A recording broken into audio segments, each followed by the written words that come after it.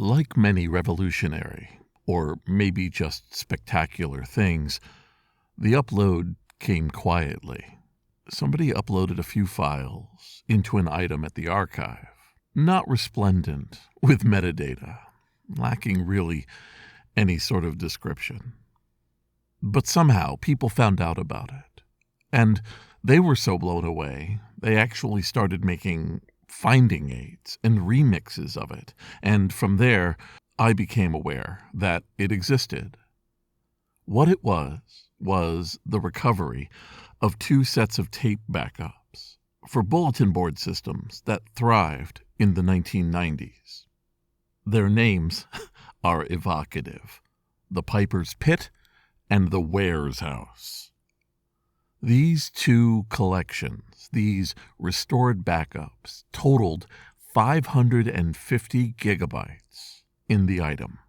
And what was inside of them was causing a bit of a stir among people who were looking at them. And then Discmaster 2 entered the chat. This is Jason Scott Talks His Way Out of It, a podcast about technology, history, and getting myself out of debt. Thanks to Jeff Atwood and the hundreds of other supporters on Patreon and elsewhere who have been supporting me and helping me get out of debt. On the IBM side of things, there are a number of major Warez Groups lurking around bulletin board systems and later FTP sites in the 1990s. Like a lot of groups from the 1980s, they were somewhat secretive, except for when they were promoting themselves, and they left the door open so that a wide variety of material could be released, distributed, made available to people who had the key to get into the file space. I was never on the Piper's Pit or the Warez House, so I couldn't tell you the nature or character of them. All I can tell you is that somebody, probably related to the administration staff, made a tape backup of their contents.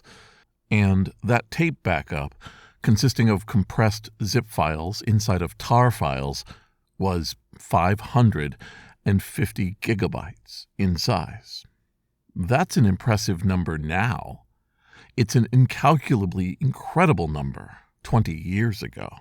When that circus packed up its tent in 2000, or at least made a copy of what was available, it must have been breathtaking to walk into that space and see everything that they had to offer.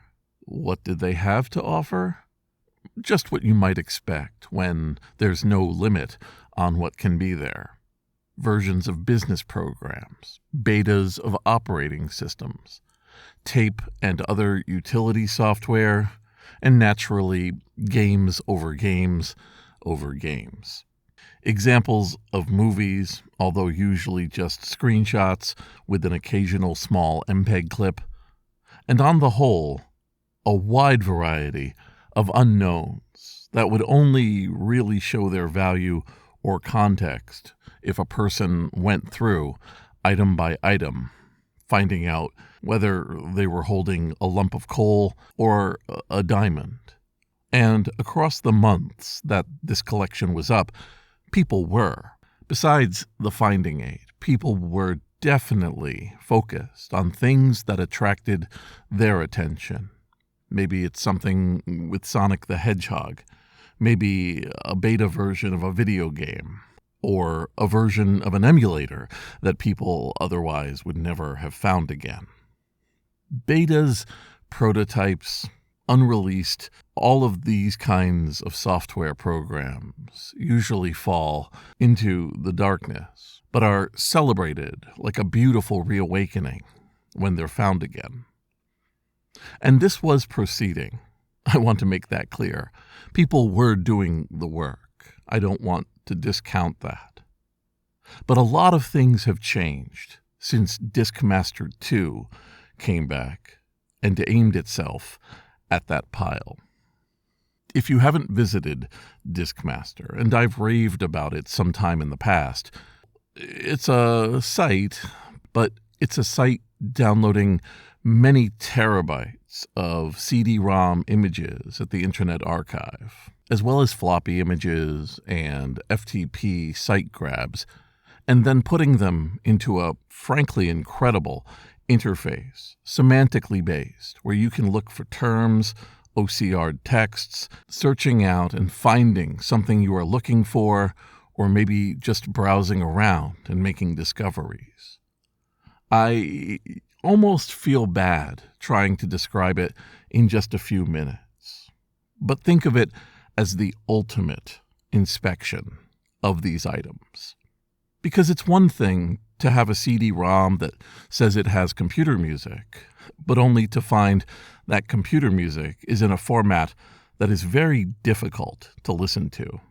Maybe an old, obscure mod format that only worked on one certain brand of computers.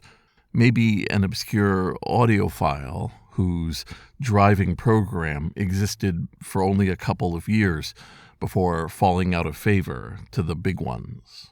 But DISCMASTER does over 700 tests of every file on every CD that it ingests, and then produces intermediates that you can listen to immediately. So instead of a CD-ROM of mod files for the Amiga, you also have an MP3 playlist letting you try out and listen to all of these songs however you want, even as a constant playlist in the background of what was on the CD-ROM. It moves in every direction, in fact. It lets you browse texts OCR'd or buried inside of bizarre text formats. It lets you do searches for image types or extensions that you know you're looking for, but you're not sure where to find it. Say, for example, you're seeking out forgotten Doom levels, .wad files. You can look for just that extension and find thousands among the tens of thousands of CD-ROMs. Then you can do your tests for what's new. It allows you so much searching power over what would normally be an incalculably long process, one that could really burn you out. If you're looking for Apple II disk images, for example, you would be searching random titles, hoping it was mentioned, and then try to figure out whether a .dsk or a .po file is what it claims it is. But DISCMASTER has already done it for you. It's already gone through all of the CD-ROMs that it has and leaves you with all of the results of those minutes or hours of analysis. And recently, DISCMASTER became DISCMASTER 2, a version of DISCMASTER that was once again ingesting hundreds of CD-ROMs per day, adding new piles to its stacks for you to be able to find things. It was more responsive, it was more extensive, and it was moving along pretty well until it found this item. Once DISCMASTER turned to the Piper's Pit and the Warez House, it spent close to 2 weeks analyzing these gigabytes and gigabytes of data. And it has found so many interesting little sideways, byways, cul-de-sacs in the history of 1990s software. Betas for programs that never quite worked out, or having features that the final program never had. It's got articles and references and even web pages rendered for you to look at them in the browser now from time periods preceding the Internet Archive. Being able to look at those first couple of years of the World Wide Web, stored previously on an obscure piece of plastic, imaged and uploaded to the archive. It is a discovery and spelunking paradise. It is also incredibly involved. I know that there are dozens of machines behind DISCMASTER 2, and that the team working on it has been doing so for years. They've created conversion programs that are open sourced, and they've been curating those ingestions of CD-ROMs. It's one thing to ingest a program that's on a CD-ROM, but what you really want are those shareware, shovelware CDs that would promise dozens or hundreds of programs on them, telling you, buy me for $10 and I'll give you the world. Well, DISCMASTER 2 now evaluates that world and hundreds of others in a given week.